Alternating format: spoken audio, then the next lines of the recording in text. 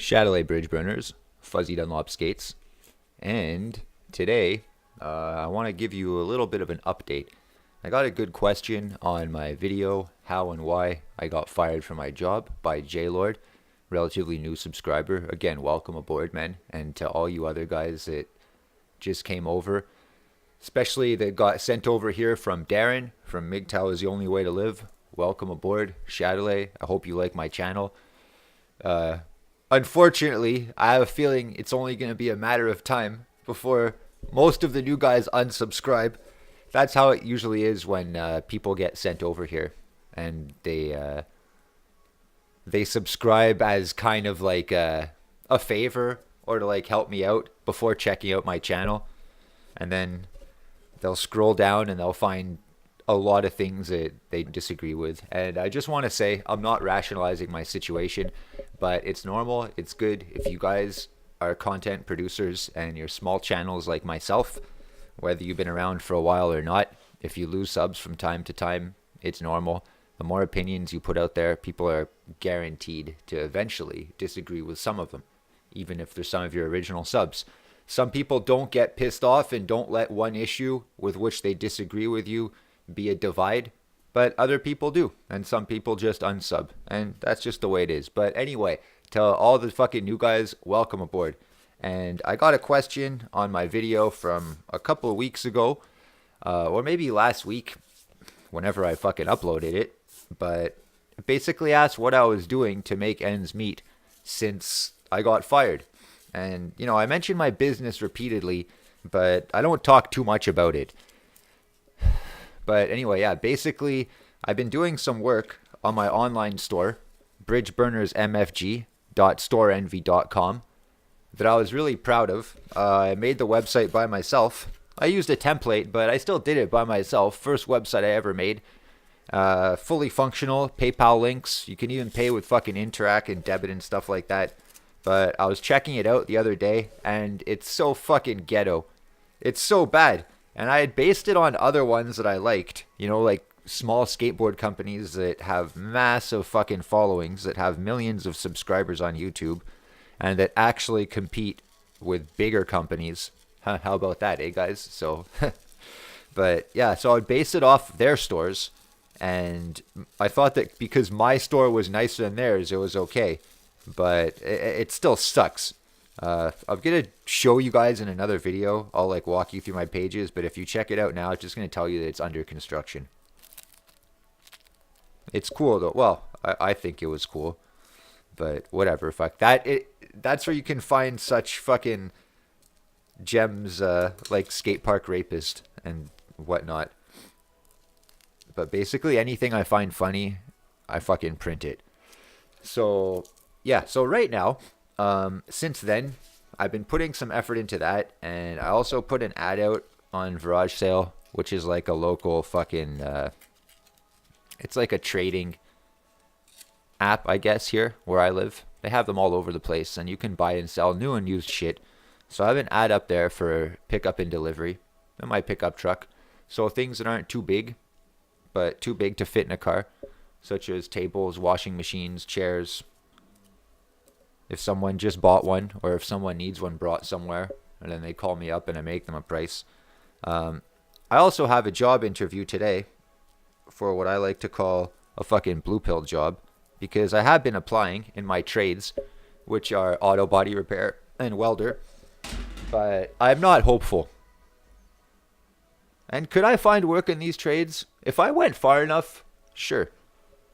There's welding work 13 hours away that pays a lot of money in the middle of nowhere. And I know I want to move to the middle of nowhere and build my own place, but I don't want to move 13 hours away necessarily. And I don't want to move 13 hours away to work 60 hours a week and pay $1,500 a month for a fucking 1.5 apartment in a butt fuck shit town. Been there, done that. So, yeah, I have an interview in an hour and a half right now near my house, and to be a forklift operator, but I'm going to hear them out. It doesn't pay a lot. It's only $15 an hour, and it's temporary work, so it has a 3-month term. And then if they like me, I get to apply. Oh my God, I'm fucking I'm already planning my exit strategy. Just like fucking getting laid. Fuck. Before I'm in there, I'm always thinking of ways to get out. And side note, I got laid last week. And it was a one-time fucking deal. No, I did not pay for it. She made me fucking dinner, by the way. And it was fucking perfect. As soon as we fucking banged, she's like, oh, I'm getting tired. And I'm like, all right, cool. So she's like, tuck yourself in. So I put my pants on. And she's about to ask me where I'm going. And then I see on the wall, there's a fucking bottle of water with Trump's face on it. You know, God Emperor. So I was like, oh, look at that. Fuck. You know, Trump water. And she's like, oh, yeah, haha. It's from before he became president. I said, you mean God Emperor? So she gives me a fucking cockeyed stare. And I said, wait, you like him? She says, the water was okay. I said, no, not the water, dummy, the fucking God Emperor. And she's like, no. And just like that, I was out. And then I went home and I never fucking heard from her again. That was fine. And this guy at work once, he told me, he complained to me that women always fall in love with him after he fucks them. I said, I never, ever, ever, ever, ever had that problem. And he says, well, maybe the sex wasn't good. I said, it was fine. I had an orgasm. He says, no, for them. He says, maybe it wasn't good for them. And I said, who gives a fuck? All the better. Anyway, anecdote fucking over. We were talking about something. Oh yeah, the forklift job and how I'm probably not going to do it. And I'm not really excited about it, but I'm going to hear them out. And it's only 3 months, but it's probably 9 to 5, which I do not like. But I made about $400 this week selling t-shirts, which is pretty fucking good. And I only had to work around 2 hours to make that money. So it's not a huge fucking paycheck, but it's good. It's better than nothing. And it goes into the fucking bank, which is good. It fucking pays the bills. For now, it's very good. And yesterday I found $180 in my jacket pocket from a fucking sale that I made fucking 3 weeks ago. And I forgot to take the money out of my pocket.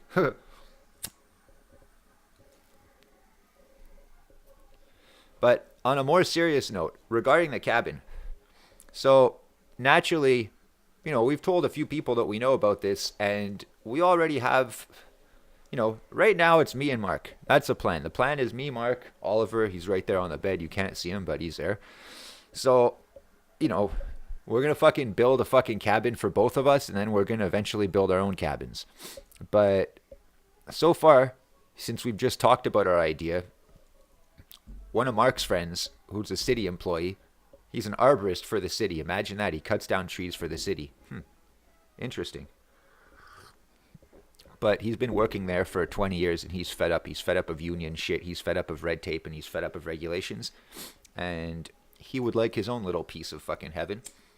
So he would like to help us build, for starters. And then after that, when he gets a lay of the land, he would like to come up with his own plan, which obviously we're all for. And another one of my friends, his parents happen to own 50 acres in Ontario, about an hour away from where I am. And he's built 5 or 6 log cabins already for his uncle, because his uncle has lived off the grid in various locations. And he's changed locations often, and they've built log cabins under fucking pressure and with time constraints. So this too is very fucking good because he wants to help also. And by I mean help, look, I don't rely on any of it, but if you want to come for a fucking day and drag logs, that counts. That's fucking help, you know? And I'm going to get into more detail about that later, but I just wanted to give you guys a little bit of a status update regarding the cabin so far, and you know how far I've come so far into making it a reality. So we already have 2 people that are down to help, and we have 1 person that's let us quote unquote study the 5 or 6 cabins that he's built already that no one's fucking living in. And this guy probably, I'm gonna ask him to fucking write in the comments, but probably if we really fucking wanted to, like, we could fucking convince him to let us fucking have one of them. You know, for probably next to nothing. Because it was fucking just built just like that on land. And if we wanted to enough, we could probably convince him to let us have it for more than nothing. We could probably convince him to let us buy it off him. So this is within a fucking week of just fucking talking about it to people. This is what we've already found. Another one of my friends that went to fucking trade school with me, who I'm doing a bit of work on the side with on the weekends. He owns his own body shop, but he just realized that it was better for him to work alone than to have a friend on, because he's been working with a friend and carrying that friend's dead weight for the past 5 years, and it's been hurting his business. It kind of hurt my chances of getting into the business with him as well, but whatever, And I'm going to be working with him a little bit from time to time, but he also would like to buy land for himself. So he told me to let him know when I find something, and that's that.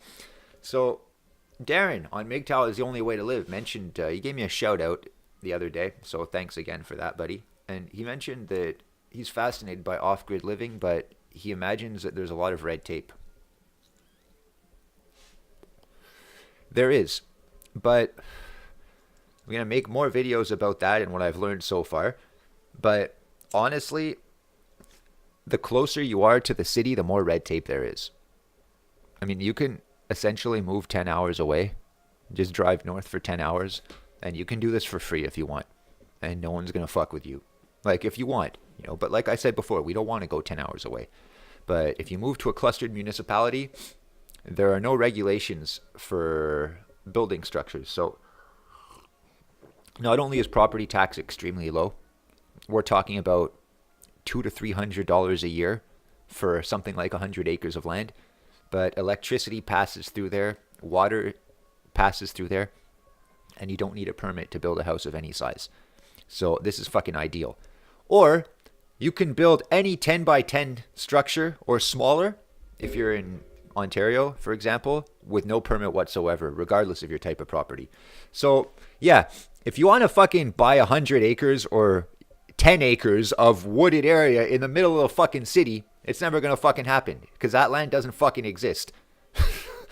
And if you go a little bit far away because you don't want to sacrifice, just a little bit out of the way, but you don't want to sacrifice your amenities, so you don't go too far, you're still going to pay a fucking arm and a leg.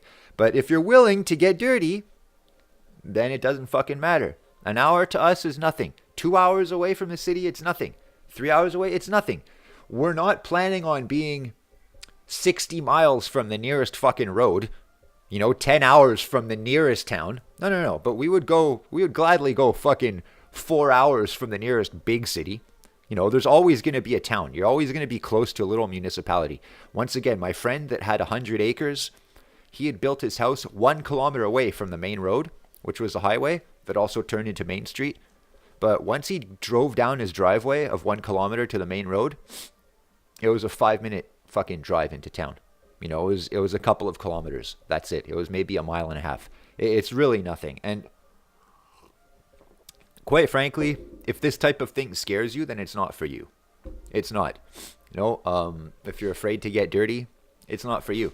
That's why I've been practicing a lot lately, as stupid as it sounds, but getting into the habit of always fucking feeding the fucking stove at all hours of the night. And it's different here because we're in the fucking urban forest and we don't have an abundance of wood. But we have wood anyway. We always have a full pile. The stove is always fucking lit. And like I said in my last video, or 2 videos before maybe, but wood is life. You just have to find a way to convert it into the things you need. We know, by we I mean me and Mark, we know what we need and what we want. Hey, what's up, man? Not much. We know what we want. We know what we can do without. We know what our necessities are, and we know what our frivolities are on the side. And we both like the same things, but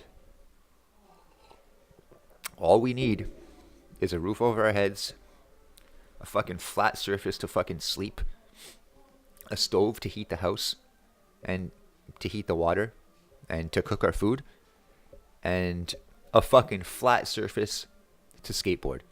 Whether this flat surface is on our property or fucking an hour away in town and we have to drive to the only fucking strip of road in the neighborhood until we build our own fucking flat surface on our property to skateboard on, then that will fucking do. No problem. No problem. I've lived in the city and had to drive an hour to go to the fucking skate park.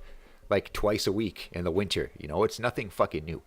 So that's what we want. And how will we deal with the skateboarding aspect? Well, naturally, we're not going to be able to build a skate park in the fucking middle of the woods right off the bat. But after we have our fucking shelter built, when we build our barn to work out of, eventually we're going to pour concrete in the barn and pave it. And we'll have a couple of little obstacles in there. A couple, little. I'm not talking about Tony Hawk Pro Skater. That's, I like doing that sort of shit, but I could skate flat ground with a tiny little box or a tiny little rail for the rest of my life and be perfectly happy. You know, it's fun to skate other stuff, but that's all I need. So if the end of the world were to happen and that's all I'd be able to skate, it'd be fucking cool. And yeah, I wanted to make this video now because my neighbor is outside trying to fucking get his car out of the snow. And we have a 6-car driveway. And I've had to shovel this driveway every fucking snowfall this winter, including the last time when we got about 2.5 feet of snow. And this guy never fucking shoveled once. And I shoveled all the spots except for his, because his fucking van's always in his spot. And every time he goes to work, he doesn't even shovel enough snow to get out. He just fucking drives over it, and then he backs in at the end of the day. He doesn't shovel it to get in either. So it's a fucking miracle. So it's a miracle that he gets in and out. And again, he watches me shovel every fucking time. So this morning, it didn't snow last night, but it's almost -20. There's a deep fucking overnight freeze. So everything's fucking frozen. And there's a bunch of snow in front of his fucking truck because he never fucking shoveled it. So when I got back from walking Oliver, I see him. He's like fucking trying to drive straight out. And he's turning the wheels and he's trying to drive straight out. And I almost offered to fucking help push. And then I didn't. Now, if you can guess why, then good. But if you can't, like, there are a couple of reasons that you may or may not know. The first thing is that he should fucking shovel himself. And if he wants to get out, like, he should get out of the fucking truck and fucking grab a shovel and shovel the snow and clear himself a path. But he doesn't want to do that. He's trying to fucking go straight out. And you know that even if I fucking help him, that he's going to go back in the way he came. And he's not going to fucking fix it to prevent it from happening in the future. The other thing is that I have fucking 2 pickup trucks and they're both parked next to him. And pushing him out isn't going to be enough. I can tell by the way he's stuck. So it's going to require me starting at least one of the trucks, waiting for it to get warmed up, which takes a good fucking 15 minutes in this fucking temperature.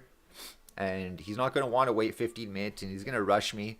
And no, I'm not going to start my fucking pickup to prematurely take it out of my driveway to tow you out of a fucking spot when you can just take 5 minutes and shovel yourself out of the fucking spot.